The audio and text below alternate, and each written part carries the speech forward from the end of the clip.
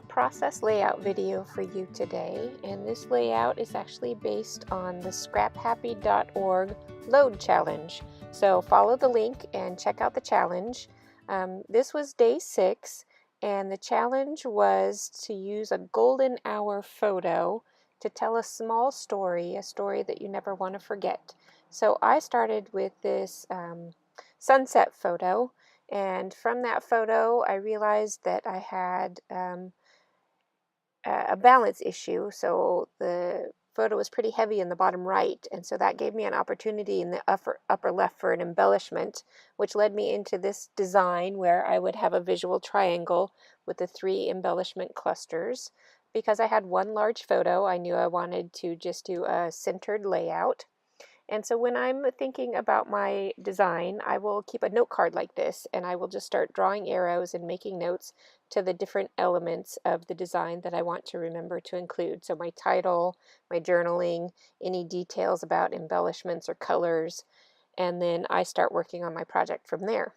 So I keep my photos and my layout notes together in a little sheet protector, and I will either keep that in a project binder, or if I've got a kit ready to go, I will pop it in with my kit, and those pieces will be together and ready to go when I'm ready to start working. I've got my kit here, and this is a kit that I will show you in another video, so look for that.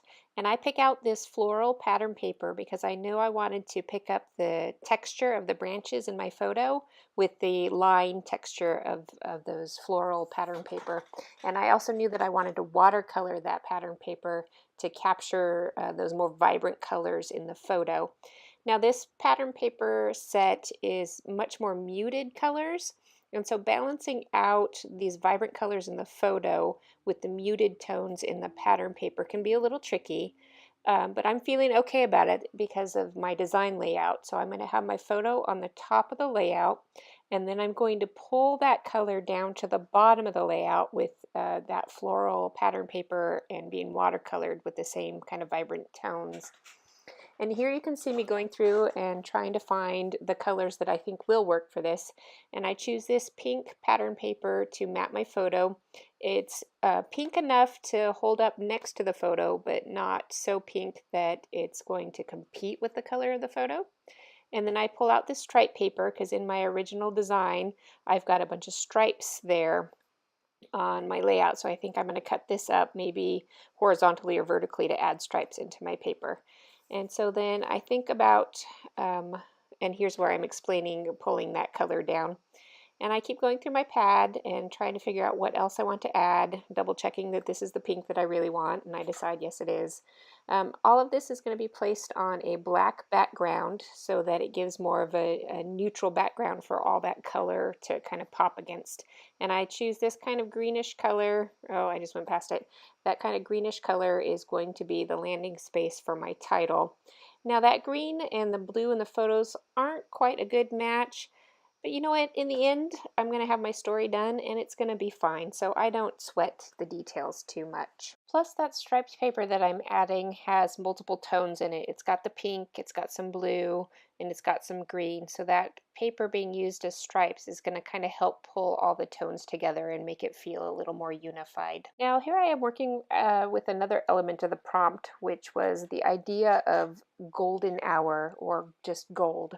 And so I pull out these gold letters to work with, and notice that my tones of gold don't match, and I'll deal with that a little bit later. Earlier you saw me working with this set of letters here, and I didn't have all the letters I actually needed, so I modified a cursive F into a T, and so that's that T here that I'm putting at the end of this word, and it works just fine. And the other letter that I didn't have available was a K. I don't know how I used up all the K's in this kit, but somehow I managed to. So I'm looking at other shapes and trying to come up with other ways to produce a K. So here I take one letter and then cut up parts of another to turn it into a K. And there I already had one done from yet a different set of letters.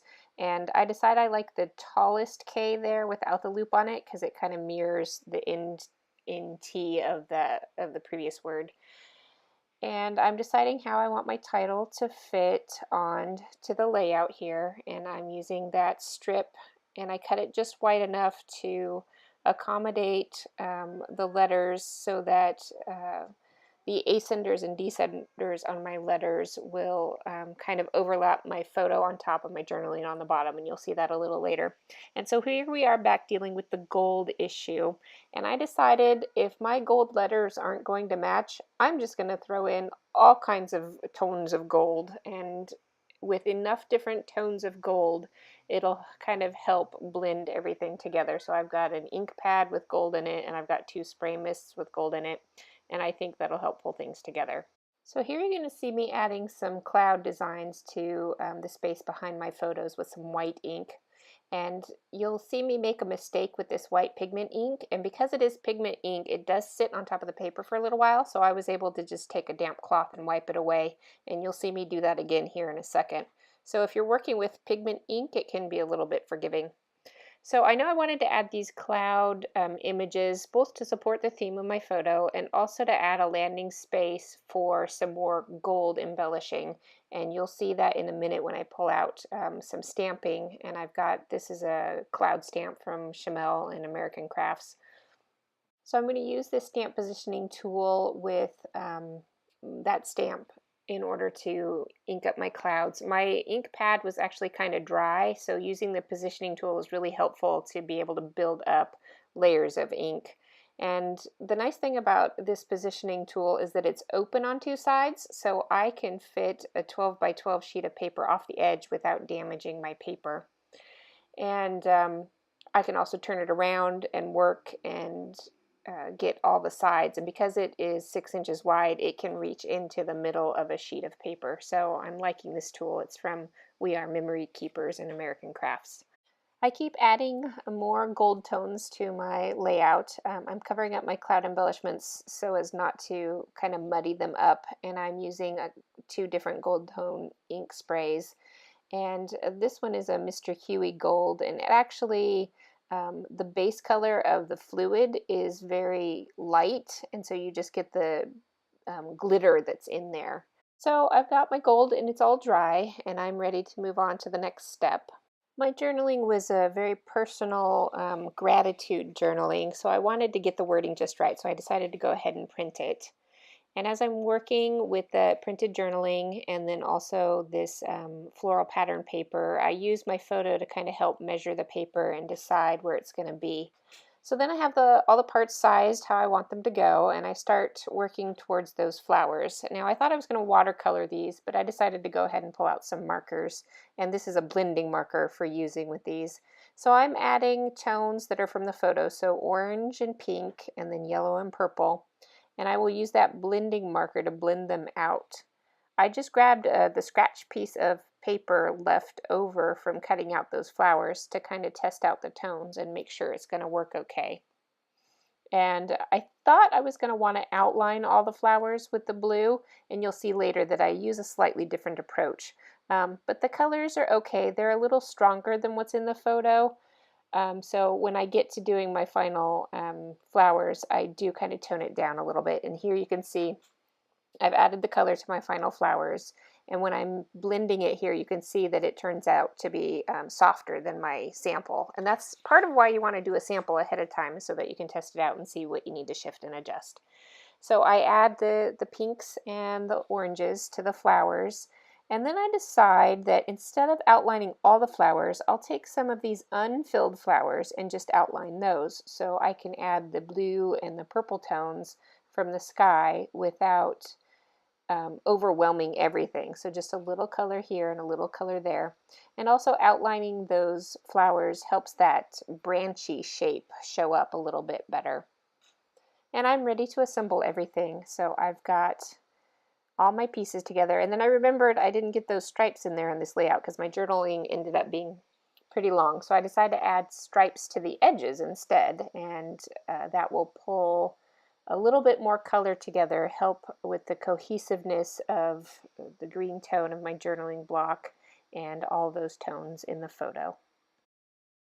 Things are coming together, and I start getting everything adhered down permanently, and I bring my letters back in to get those on there. And like I said, I've overlapped the ascenders and descenders over the photo and then a little bit down over my journaling.